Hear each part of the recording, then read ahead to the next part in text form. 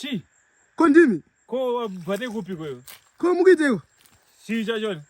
Ko chicha makabata chi? Ifruit. Fruit? Fruit remu. Fruit rudzi yangu. Mumbe? Ko mamuchiteko. Ndachida kumbotraya kunzwa zvandakanzwa vamwe vachiti zvinoita. Kuita sei angu? Uyu. Kwanzi unokudza. Mbuya wako zviziya ndo pamurere yangu. Ayo, kozvaita seko naizvo uri munhu mukuru ko. Aiwa, ndikoti mbuya wako ziya ndo pamuri here. Usandikanganisa chinhu zvinhu zvangu. Angu. Aiwa, kochiko. Aiwa, chiregora mbochindida. Makatondibata here angu. Sandova uda kusvika here angu. Get away, baba now. Get away. Mirai angu, mirai kani. Mirai.